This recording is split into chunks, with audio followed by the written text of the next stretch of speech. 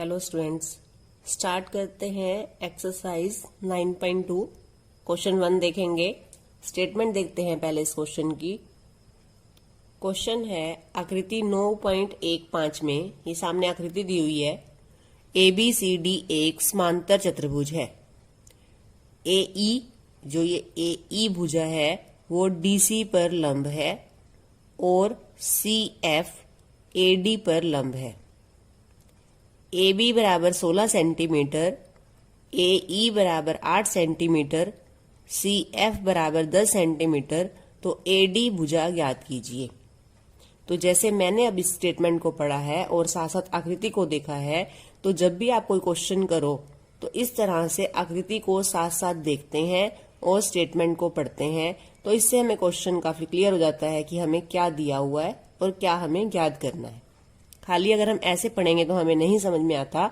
आकृति को हम साथ साथ देखते हैं।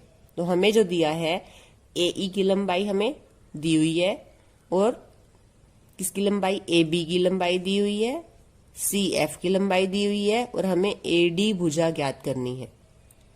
तो देखते हैं कैसे करेंगे क्वेश्चन को। सबसे पहले लिखेंगे, एक तो आकृति कॉपी में बनाएंगे पहले और उसके बाद ABCD समांतर चतुर्भुज है। AE लंब है DC पर, CF लंब है AD पर, AB 16 सेंटीमीटर है, AE 8 है, CF 10 है और AD भुजा ज्ञात करनी है। तो समांतर चतुर्भुज के बारे में आप क्या जानते हैं? हम पढ़ चुके हैं समांतर चतुर्भुज के बारे में। एक तो समांतर चतुर्भुज की सम्मुख भुजाएं समांतर और बराबर होती हैं। इसका मतलब जो समांतर चतुर्भुज है उसकी आमने सामने वाली भुजाएं बराबर होती हैं। और एक हम पढ़ चुके हैं कि समांतर चतुर्भुज का क्षेत्रफल क्या होता है, आधार गुना ऊंचाई। अब आधार कौन सा है समांतर चतुर्भुज का? आप चारों भुजाओं में से किसी को भी आधार ले सकते हो। मैंने अगर इस भुजा को आधार लिया है तो इस भुजा पे ऊंचाई कौन सी है? जो इस भुजा पर शीर्ष लंब डला हुआ है वो इस भुजा की ऊंचाई है। अगर मैंने आधार ये लिया तो मुझे इस भुजा पर पहले शीर्षलंब डालना होगा, तो वो उस भुजा की ऊंचाई होगी। मैंने अगर आधार इस भुजा को लिया है तो इस भुजा पर जो शीर्षलंब डलेगा, शीर्षलंब क्या होता है? इस भुजा के सामने वाले शीर्ष से डाला गया लंब, तब मुझे शीर्षलंब ये लेना है। तो इस तरह से अब अगर मैंने यहाँ आधार DC लिया क्षेत्रफल निकालने के लिए, तो आप ऊंचाई क्या लोगे? AE। जब हम DC आधार लेंगे तो हम ऊंचाई लेंगे AE, क्योंकि इस भुजा पर शीर्षलंब डला हुआ है AE। तो हम क्षेत्रफल ज्ञात कर सकते हैं समांतर चतुर्भुज का, DC आधार और AE ऊंचाई। लेकिन DC तो हमें दी हुई नहीं है कितनी लंबाई की है। AB दी हुई है 16 सेंटीमीटर। AB 16 है तो इसके सामने वाली भुजा भी कितनी होगी? 16, क्योंकि समांतर चतुर्भुज की सम्मुख भुजाएं बराबर होती हैं। फिर हम क्षेत्रफल ऐसे भी निकाल सकते हैं, AD अगर मैंने आधार लिया तब आप ऊंचाई कौन सी लोगे? CF। तो AD गुना CF, आधार गुना ऊंचाई, ये फॉर्मूला लगाएंगे तो क्षेत्रफल निकालेंगे हम। और एक बात हमें पता होनी चाहिए कि जो ये आकृति है, इस आकृति का क्षेत्रफल हमने पढ़ा था क्या होता है? आकृति द्वारा घेरा गया तल। इस आकृति ने कितना तल घेरा है? अब आप आधार चाहे ये लो चाहे आप आधार लो, आकृति तो उतना ही तल घेर रही है। तो एक आकृति का क्षेत्रफल एक ही रहता है, चेंज नहीं होता। तो आकृति का क्षेत्रफल चाहे आधार ये लेके निकालो चाहे आधार ये लेके निकालो, क्षेत्रफल सेम रहेगा। सबसे पहले लिखेंगे कि DC भुजा AB के बराबर है। AB 16 है तो DC भी 16 होगी। समांतर चतुर्भुज की सम्मुख भुजाएं। अब हम निकालेंगे समांतर चतुर्भुज ABCD का क्षेत्रफल। समांतर चतुर्भुज ABCD का क्षेत्रफल, पहले फॉर्मूला लिखेंगे क्या होता है? आधार गुना ऊंचाई, आधार गुना ऊंचाई।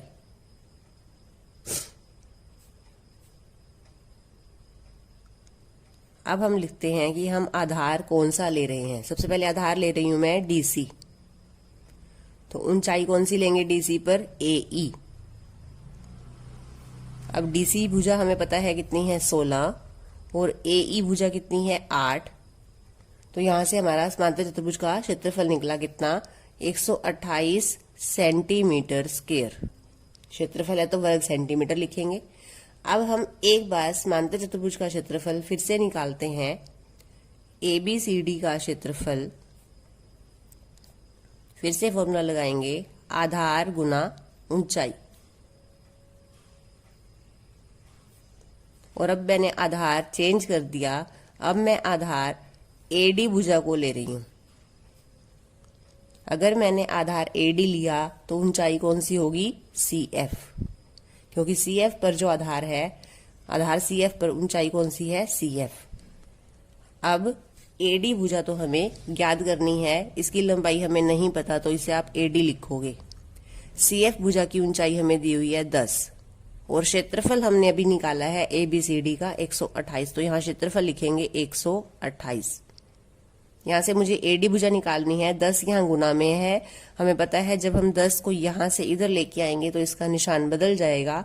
यहाँ 10 गुना में है तो इधर आकर भाग का हो जाएगा, तो 128 बटे में 10 बराबर AD। और जब बाय में 10 होता है तो हम इसकी जगह क्या लगाते हैं, पॉइंट लगाते हैं। पॉइंट कहाँ लगेगा, पीछे से एक अंक पहले।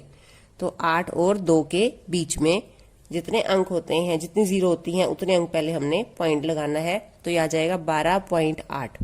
तो क्या आ जाएगा, 12.8 बराबर AD, या इसको लिख सकते हैं AD बराबर 12.8 सेंटीमीटर। और यही हमने AD भुजा की लंबाई याद करनी थी। सेकंड क्वेश्चन देखेंगे। EFGH क्रमशः समांतर चतुर्भुज ABCD की भुजाओं के मध्य बिंदु हैं, तो दर्शाइए कि एरिया EFGH बराबर 1/2 एरिया ABCD है। इस क्वेश्चन की आकृति यहाँ बुक में नहीं दी हुई है और अब हमने ये क्वेश्चन को पढ़ चुके हैं। अगर मेरे पास आकृति नहीं है तो हमें ये समझ में नहीं आता कि EFGH कहाँ है, ABCD कहाँ है और हम कैसे क्षेत्रफल दोनों का निकाल सकते हैं।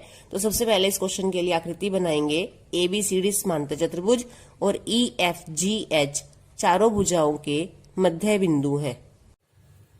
तो सेकंड क्वेश्चन में सबसे पहले क्या बनाएंगे, ये आकृति ABCD, ये समांतर चतुर्भुज है और इनकी भुजाओं के मध्य बिंदु। पहली भुजा AB है, इसका मध्य बिंदु लेंगे E, फिर इधर BC का मध्य बिंदु F, DC का मध्य बिंदु G और AD का मध्य बिंदु H। तो EFGH ये मध्य बिंदु है और इन्हें हमने मिला दिया है। अब हमारे पास ABCD समांतर चतुर्भुज है और EFGH जो आकृति है, हमें सिद्ध करना है कि EFGH का क्षेत्रफल बराबर 1/2 ABCD का क्षेत्रफल। जो दिया है सबसे पहले लिखेंगे ABCD एक समांतर चतुर्भुज है तथा EFGH भुजाओं के मध्य बिंदु हैं। सिद्ध करना है एरिया EFGH बराबर 1/2 एरिया ABCD। सबसे पहले हम क्या करेंगे, H और F को मिलाएंगे। तो हमने यहाँ पे लिखना है रचना, H को F से मिलाया। अब हल करते हैं क्वेश्चन को। हल कैसे करना है हम यहाँ देखेंगे। सबसे पहले आप आकृति देखो, ABFH, इस आकृति को देखोगे ABFH। अब क्योंकि हमने यहाँ मध्य बिंदु को मिलाया है तो ये लाइन AB के बिल्कुल समांतर आएगी। तो जब ये आमने सामने की भुजाएं समांतर है तो ABFH क्या है, एक समांतर चतुर्भुज है। और इस आकृति में दो आकृतियां हैं, एक तो ABFH और दूसरी आकृति है HEF। ये क्या है, त्रिभुज। दोनों आकृतियां एक ही आधार और एक ही समांतर रेखाओं के बीच बनी है। तो हमने पढ़ा है कि जब एक त्रिभुज और एक समांतर चतुर्भुज एक ही आधार और एक ही समांतर रेखाओं के बीच बनी हो तो त्रिभुज का क्षेत्रफल समांतर चतुर्भुज के क्षेत्रफल का आधा होता है। तो अब हम यहाँ लिखेंगे इसी बात को। तो हमने लिखना है समांतर चतुर्भुज ABFH और त्रिभुज HEF एक ही आधार HF और एक ही समांतर रेखाओं HF और AB के बीच स्थित है। अगर हमारे पास आकृति है तो हमें बहुत समझ में आता है देखते ही कि ये दोनों आकृतियां एक ही आधार और एक ही समांतर रेखाओं के बीच में हैं और आधार कौन सा है और समांतर रेखाएं कौन सी हैं। तो आकृति को देख के ही लिखोगे, याद करने की जरूरत नहीं है कि ये त्रिभुज है, इसका नाम लिख देंगे HEF, और समांतर चतुर्भुज है ABFH, आधार है HF और ये समांतर रेखाएं हैं, तो लिखेंगे इसलिए एरिया त्रिभुज का नाम है HEF बराबर 1/2 एरिया ABFH। त्रिभुज का क्षेत्रफल समांतर चतुर्भुज के क्षेत्रफल का आधा होता है, ये हम सिद्ध कर चुके हैं। इसी प्रकार दोबारा से हम अब लाइन नहीं लिखेंगे, त्रिभुज को देखते हैं, ये वाली HGF ये त्रिभुज और समांतर चतुर्भुज HFCD एक ही आधार और एक ही समांतर रेखाओं के बीच स्थित है। तो त्रिभुज का क्षेत्रफल HGF त्रिभुज का क्षेत्रफल समांतर चतुर्भुज के क्षेत्रफल का आधा होगा। तो इसी प्रकार एरिया त्रिभुज का नाम लिखते हैं HGF बराबर 1/2 एरिया चतुर्भुज कौन सी है HFCD।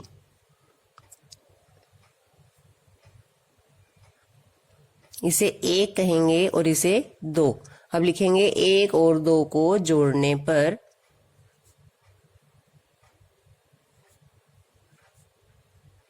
जब हम 1 और 2 को जोड़ेंगे तो जो बराबर के इधर है इसे क्या कहते हैं LHS, इसको और इसको जोड़ेंगे, बराबर के उधर RHS कहते हैं RHS, इसको और इसको जोड़ेंगे। तो देखते हैं इधर किसको जोड़ना है, area HEF plus area HGF बराबर, अब इनको जोड़ना है 1/2 1/2 यहां पर है, 1/2 बाहर लिख लो, अंदर इन दोनों को जोड़ दो, area ABFH plus area HFCD। अब इसको आपने समझना है आकृति से, HEF एरिया HEF ये त्रिभुज प्लस HGF। अब मैंने दोनों त्रिभुजों को जोड़ दिया तो ये क्या आकृति, इन दोनों को जोड़ा तो ये सारा क्षेत्रफल बन गया, और ये सारा क्षेत्रफल किसका है EFGH का।